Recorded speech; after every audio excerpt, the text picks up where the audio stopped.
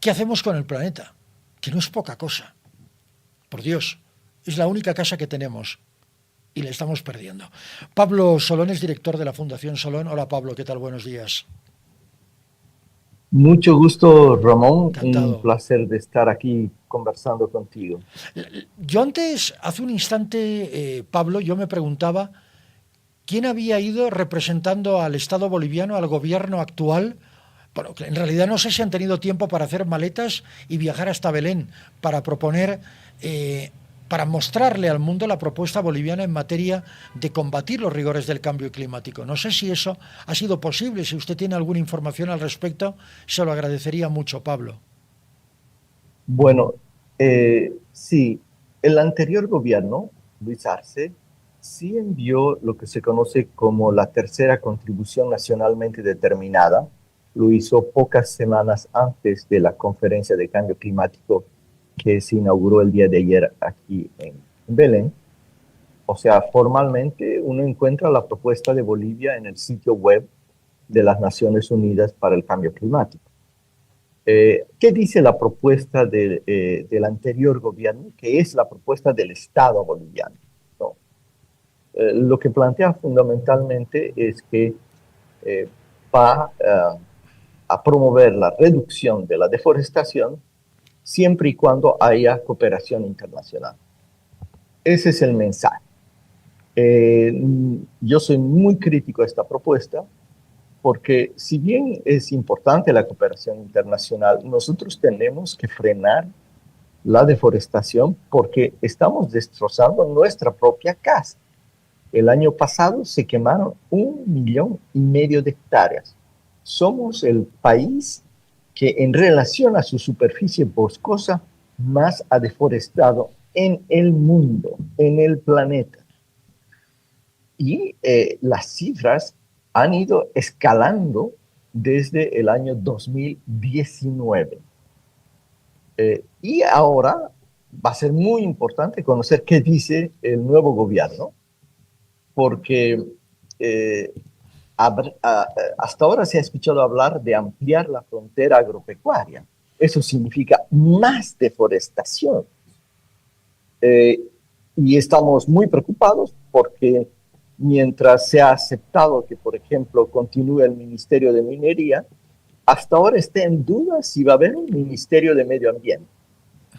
Y Ramón, yo lo digo francamente, No, no, no adelante. solo tenemos la crisis del dólar, la crisis de los combustibles fósiles, tenemos la gran crisis de la deforestación.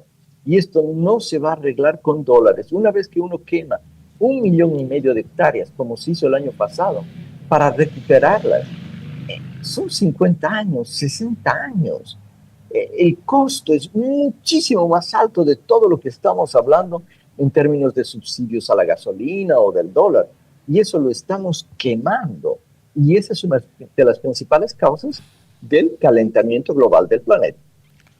Esta deforestación que cada año es recurrente en Bolivia, de hecho, llevamos muchos años perdiendo bosque, perdiendo capacidad, además de recursos hídricos.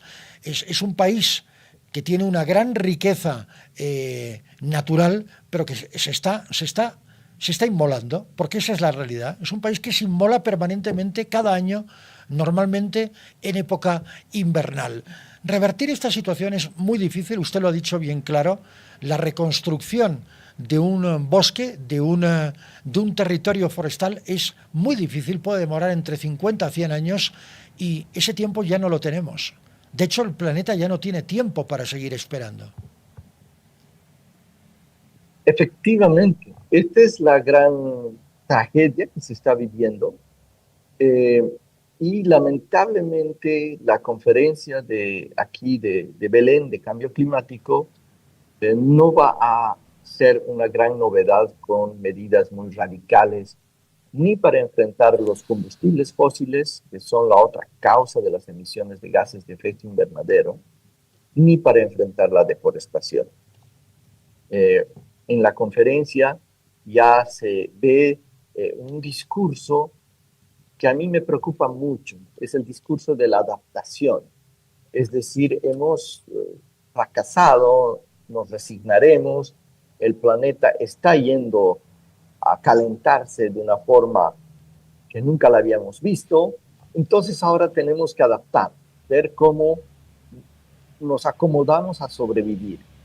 Y esto puede parecer una propuesta, pero en realidad no es factible, porque hay muchas regiones del planeta que no se van a poder adaptar.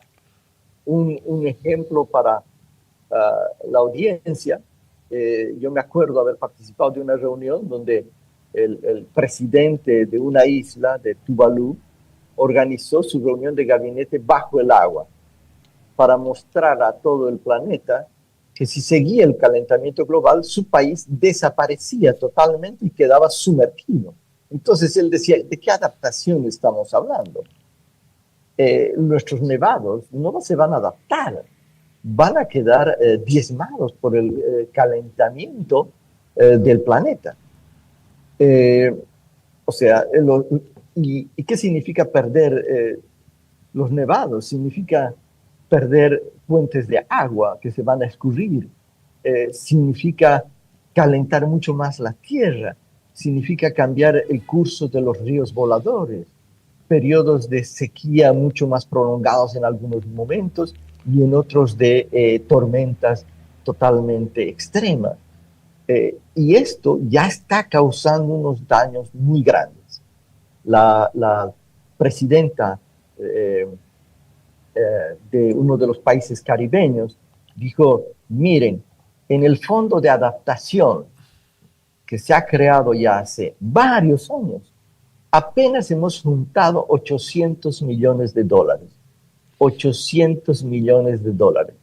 Es lo que Bolivia se gasta en subvención del diésel y de la gasolina en algo así como unos 3 meses, ¿no? Más o menos. Y eso se ha juntado a nivel mundial.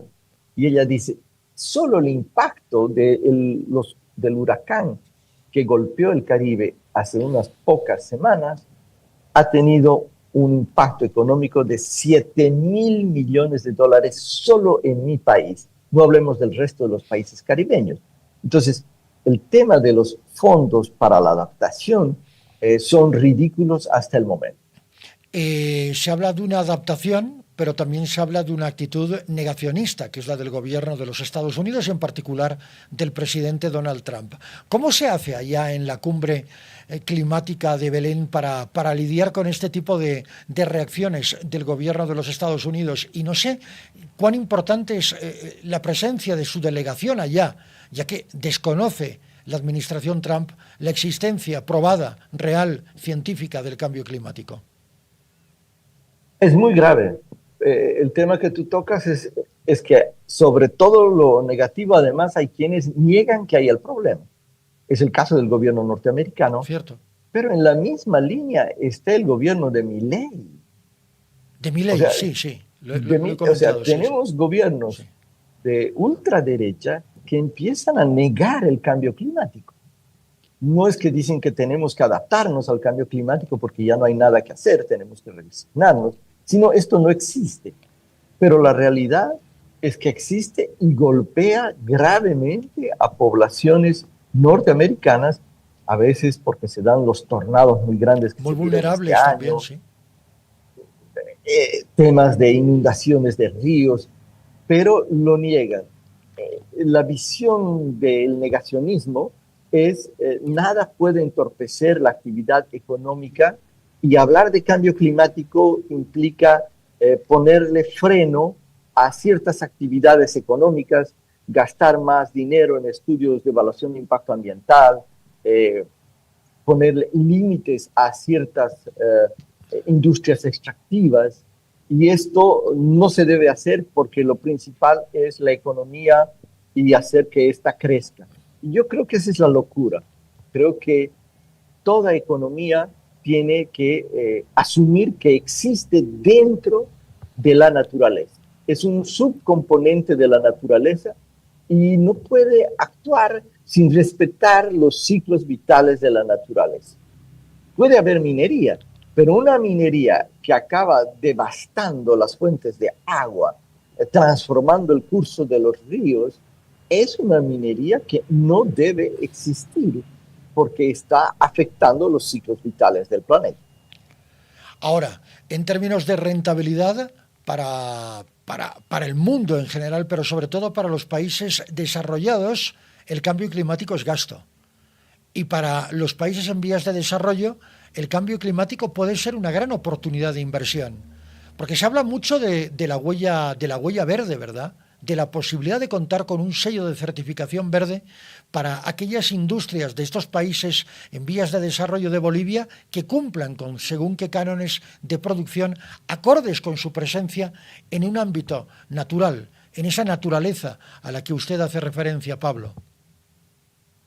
Bueno, tres puntos, ¿no? El primero, Sí, si nosotros gastáramos apenas el 1% sí. de lo que se gasta en presupuestos de defensa a nivel militar en el mundo, podríamos tener 27.000 millones de dólares al año para nuestros bosques, solo con el 1%.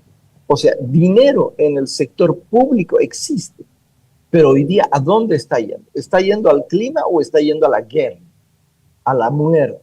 Es muy grave esto. Nuestra principal exigencia es financiamiento público para los bosques, para los países que están sufriendo impactos del cambio climático. ¿Y de dónde ese dinero? De estos trillonarios, porque así ahora se cuantifican Trillonarios. presupuestos militares. Sí. Sí. El segundo tema es que totalmente se pueden hacer producciones agroecológicas como las que tenemos, por ejemplo, en el caso del ceibo, que exporta cacao orgánico y que tienen un mercado cada vez más creciente. Producciones que no arrasan la naturaleza, que no son monocultivos de soya, que no son monocultivos de arroz, de azúcar, sistemas agroforestales. Cada vez más hay una conciencia y nichos de mercado para esta producción. Y tercero, yo he visto últimamente muchos anuncios que son exagerados, ¿no? El propio nuevo ministro de Desarrollo Productivo y Medio Ambiente ha anunciado de que habría un mercado de créditos de carbono de varias decenas de miles de millones de dólares. Y la verdad no es cierto. Los ¿Por mercados qué? de bonos de carbono no no mueven esa cantidad de dinero. ¿Por qué me preguntas? Por Sí, una ¿por qué? razón ¿Por muy qué, simple. Pablo, por favor? ¿Quién compra los bonos de carbono? Digamos que tú tienes una industria y tienes que hacer una inversión para que emita menos gases de efecto invernadero. Y resulta que te es más barato a hacer esa transformación industrial comprar bonos de carbono. Entonces, tú compras bonos de carbono por 10.000 toneladas y dices, mire, yo he logrado reducir 10.000 toneladas, aunque quien está reduciendo esas 10.000 toneladas es algún proyecto en alguna parte del mundo, pero tú no has hecho tu reingeniería industrial. O sea, los bonos de carbono son Entiendo. permisos para seguir contaminando. El que los compra lo hace para seguir contaminando. ¿Y cuál es el problema? Que esta es una economía de mercado capitalista. Como actualmente los compromisos para reducir emisiones son pocos, entonces la mayoría de las empresas no están obligadas a comprar bonos de carbono porque tampoco tienen obligaciones grandes de reducción de emisiones. Entonces, el precio de los bonos de carbono ha caído, ha bajado hasta $4 en el caso de aquellos que se vinculan a los bosques y ha estado muy movido por grandes escándalos de corrupción porque se certificaron bonos de carbono diciendo de que estaban contribuyendo a la reducción de emisiones y luego se comprobó que no era así. Entonces, yo debo decirlo, el presidente electo dice Bolivia puede generar 40.000 millones de dólares de bonos de carbono. No es cierto. Lo invito al presidente a hacer sumas y restas. No hagamos una ficción de algo que no es real. Estamos generando falsas expectativas. Eso supera 10 veces el mercado mundial de bonos de carbono. O sea, tenemos que ser realistas, objetivos y conocedores del tema. Es una falsa expectativa, es una aspiración, es un deseo. ¿Cómo lo calificaría usted, Pablo? Sobre todo por el contacto que está teniendo usted con otros ambientalistas, con otras personas muy preocupadas por el desarrollo y la evolución del cambio climático en el mundo allá en Belén. O sea, los mercados de carbono son una falsa expectativa para resolver el cambio climático 100%. De acuerdo. Son una falsa expectativa para creer que nos vamos a volver multimillonarios vendiendo bonos de carbono también. No es cierto. Los mercados de carbono son muy especulativos. Porque uno está diciendo, yo en verdad estoy reduciendo, pero ¿ha reducido realmente?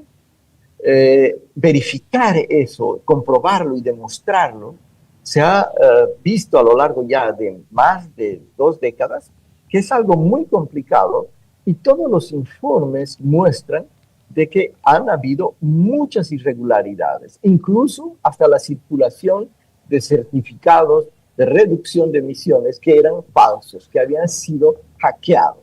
Entonces, yo creo que tenemos que apostar por las soluciones reales, como ser una agricultura que es diversa, agroecológica, agroforestal, y que estas alternativas nos van a dar mucho más resultado y van a proteger nuestros bosques que irnos por estas opciones que tienen un nombre de verde, pero en el fondo tienen mucho de humo negro.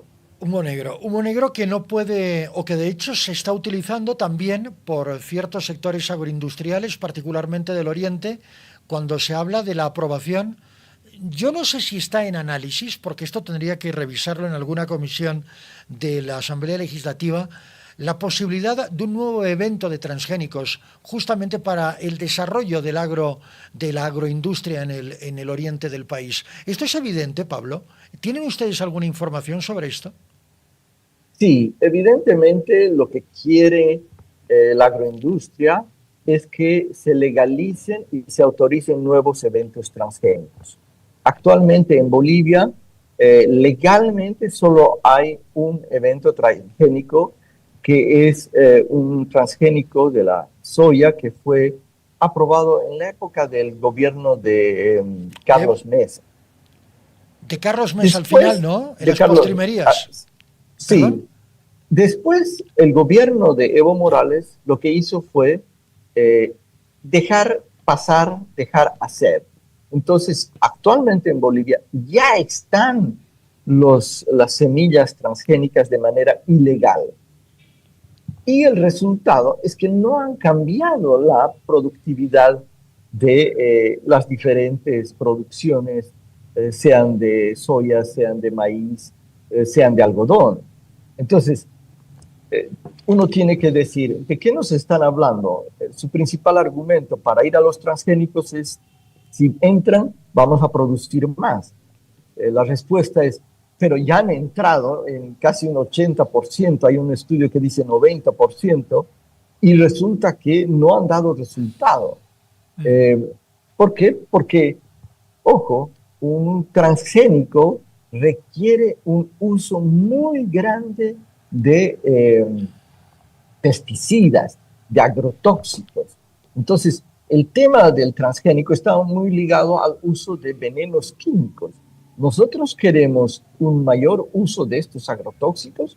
Bolivia es uno de los países que más liberales en términos de importación de agrotóxicos.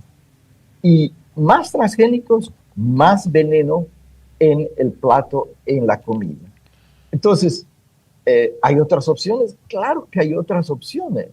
Las hemos ido a ver, las hemos constatado en sistemas agroforestales. Hace poco hicimos un encuentro agroecológico en el norte de La Paz contra la minería y fue increíble ver cómo se puede producir y cómo se produce no solo sin transgénicos, sino sin estos agrotóxicos, sin estos venenos. Pablo, para terminar, ¿cuál es el espíritu que se vive en estos momentos en Belén? No solamente entre los activistas, entre los ambientalistas, sino también entre los representantes de los diferentes estados. Yo diría que en el espacio oficial hay mucha resignación, como no se va a poder hacer mucho, eh, Estados Unidos no quiere, otros gobiernos también, como el de Milei, niegan el cambio climático. ¿Qué le vamos a hacer? Hay una suerte de resignación en el espacio oficial. Entiendo. En el espacio alternativo es más una pelea por frenar algunos proyectos. Hay una campaña muy dura contra la explotación de combustibles fósiles en la Amazonía y en particular en la Amazonía brasilera. Una crítica al gobierno de Lula porque justo en Brasil y en la Amazonía se va a iniciar una explotación hidrocarburífera cuando no debería ser así. Hay campañas para remarcar la necesidad de un financiamiento público directo para los bosques. Es decir, son dos mundos distintos donde hay, yo diría, un diálogo formal, pero realmente no hay un entendimiento. Pablo Solón, un abrazo enorme. ¿Hasta qué día es la cumbre? ¿Una semana más? La cumbre es hasta el 22, Ah, ya. recién acaba de empezar, Sí, sí, es no, no. larguísima. Lo digo para tenerlo de vuelta aquí, Claro que sí, con aquí el en el mayor de los estudio. gustos. Ok, Fantástico. Muy, listo. muy amable por su tiempo. Gracias, Pablo. A ti, Ramón. Pablo Solón, Chao. director de la Fundación Solón, en directo desde Belén, en Brasil, donde se lleva a cabo esta cumbre COP30, cumbre del planeta.